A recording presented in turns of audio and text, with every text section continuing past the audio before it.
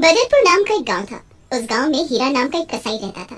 वो दूसरे गांव से सस्ते में बकरे खरीद कर लाता था और उन्हें काट कर उनका मांस गांव वालों को बेचा करता था। गांव के सभी लोग उससे रोज बकरे का ताजा मांस खरीदने आते थे। एक दिन हीरा की पत्नी सुनंदा हीरा के लिए दुकान पर खाना लेकर आती है और अपने साथ अपने बेटे जुगल को भी लाती है। दुकान पर आती ही जुगल की नजर एक छोटे से बकरी के बच्चे पर जाती है। ये तो बहुत ही सुंदर है माँ। क्या मैं उस बकरी के बच्चे को छू सकता हूँ? हाँ हाँ, क्यों नहीं। मैंने इसे कल ही खरीदा है। इसे खिला पिला कर हट्टा कट्टा बना दूंगा, फिर इसे काट कर इसका मांस बेचकर खूब पैसे कमाऊंगा। बाबा, इसे मारना मत। देखो ना, ये कितना मासूम है और कितना प्यारा भी। देखो ना, ये मेरे साथ खेल रहा है। क्या मैं इसे अपने साथ रख सकता हूँ? क्या सोच रहे हो जी? अपने बच्चे के लिए थोड़ा नुकसान नहीं उठा सकते क्या? उसे देखो, वो कितना खुश है उसके साथ। हीरा अपने बच्चे की खुशी के लिए हाँ बोल देता है। जगन ये सुनकर बहुत खुश हो जाता है और बकरी के बच्चे को अपने साथ घर ले जाता है। उसने उसका नाम शेरा रखा। शेरा के साथ वो दिन भर खेलता, जो खुद खाता उसे भी खिलाता। जगन को मीट खाने का बहुत शौक था, इसलिए उसके बाबा अपनी दुकान से उसके लिए रोज ताजा मीट लाते थे। बेटा, स्वाद स्वाद में ज्यादा खाकर कहीं अपना पेट खराब मत कर लेना, क्योंकि तुम ये तीसरी बार सब्जी मांग रहे हो। माँ, ये मैं अपने लिए नहीं, मैं तो अपने शेरा के लिए मांग रहा हूँ। देखो ना, ये कितने स्वाद से बोटियों को चबा चबा कर खा रहा है। खिलाने दो ना भगवान। देखो ना, शेरा भी तो कितने मजे से खाए जा रहा है। देख ना तुम, एक दिन ये छोटा सा बच्चा मीट खा खा कर हट्टा कट्टा हो जाएगा। जगन अपने बाबा की बात सुनकर बहुत खुश होता है और उसे जल्दी बड़ा और हट्टा कट्टा बनाने के लिए रोज सुबह शाम मीट खिलाता। कुछ ही महीनों में शेरा बहुत बड़ा तो हो ही गया, पर शेरा के मुंह मांस लगने से वो बहुत खूंखार और खतरनाक भी हो गया था। शेरा रोज आधी रात को बाहर निकलता और गांव के छोटे बच्चों को अपने मुंह में दबाकर उन्हें जंगल ले जाता और उन्हें मारकर खा जाता। कई दिनों तक ऐसा ही चलता रहा। सभी लोग चारों तरफ फैल जाओ और छिपकर नजर रखो। आखिर ये सब कौन कर रहा है? कौन हमारे बच्चों को चोरी करके ले जाता है? चलो भाइयों, जल्दी करो। और हाँ, कोई आहट ना हो जरा सी भी। आज हम उस चोर को पकड़ कर ही रहेंगे और गायब हुए बच्चों के बारे में भी पूछेंगे उससे। हाँ। सभी गांव वाले छिप जाते हैं। थोड़ी देर में वहाँ शेरा आता है और जग्गू के घर में घुसकर उसका 4 महीने का बच्चा उठाकर ले जाता है। अरे, ये तो हीरा के बेटे जगन का बकरा है। इतने दिन से यही हमारे बच्चों को उठा कर ले जा रहा था। अब देख क्या रहे हो? उसका पीछा करो जल्दी। वो जग्गू के बच्चे को उठा कर ले गया है। गांव के सभी लोग शेरा का पीछा करते करते जंगल तक पहुंच जाते हैं और उसे डंडे से मारकर भगा देते हैं। जग्गू के बच्चे की जान तो बच जाती है, पर वो सभी लोग गुस्से में अपने हाथों में मशाल पकड़कर हीरा के घर जाते हैं और उसके घर में आग लगा देते हैं। उस आग में हीरा, उसकी पत्नी और जगन जलकर मर जाते हैं, पर शेरा अपनी जान बचाकर भाग जाता है। शेरा भूखा प्यासा जंगलों में घूमता रहता है। एक दिन शेरा बहुत रोने लगा। तभी मर चुका जगन भूत बनकर उसके सामने आ खड़ा होता है। मत रो शेरा, मत रो। मैं तुझे ऐसे रोते हुए नहीं देख सकता। देख, मैं तेरा दोस्त जगन हूँ। अब मैं तेरे साथ हूँ। मुझे पता है तू बहुत भूखा है, कई दिनों से कुछ नहीं खाया। अरे, खाता भी कैसे? मैं तो तेरे पास था नहीं, मैं तो मर गया था।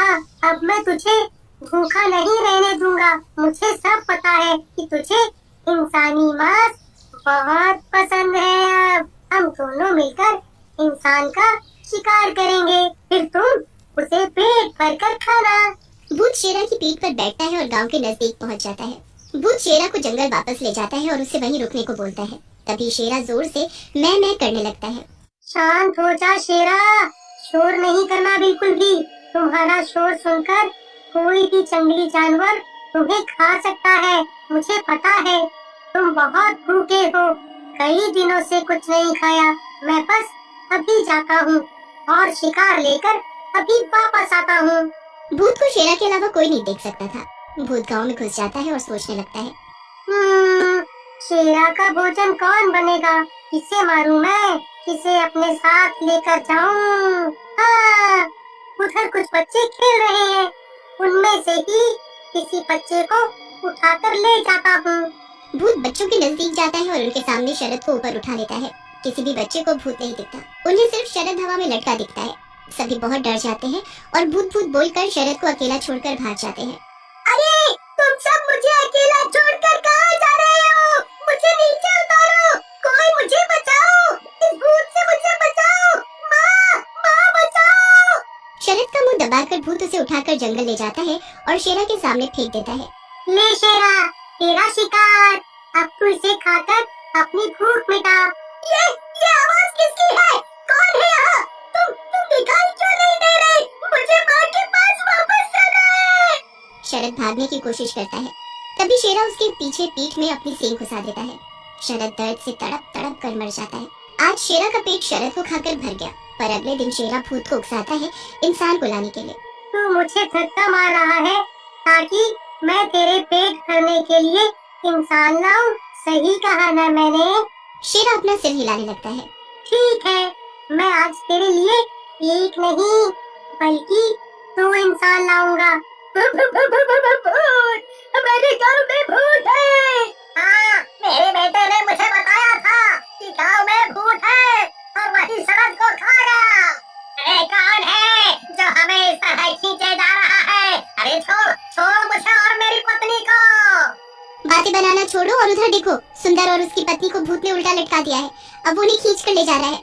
बचाओ बचाओ बचाओ, कोई बचाओ हमें। तभी किशन भागता हुआ आता है और दोनों के हाथ पकड़ लेता है।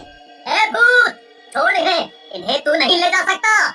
ना दिखाई देने की वजह से तूने खूब भोले भाले लोगों को मार डाला, पर अब नहीं। जा चला जा यहाँ से, नहीं तो हमें किसी तांत्रिक बाबा को बुलाना पड़ेगा तुझे भगाने के लिए।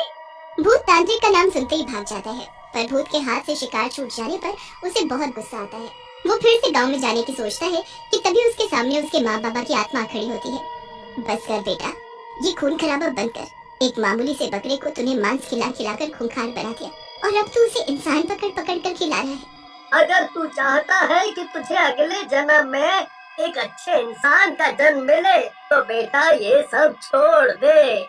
मुझे सब पता है, तुम दोनों मुझे मेरे शेरा से अलग करने आए हो। वो मेरा शेरा है, मेरा। मैं उसे भूख से तड़पते हुए नहीं देख सकता, इसीलिए मैं जा रहा हूँ वापस गांव में इंसान को लेने, ताकि मैं शेरा का पेट भर सकूं।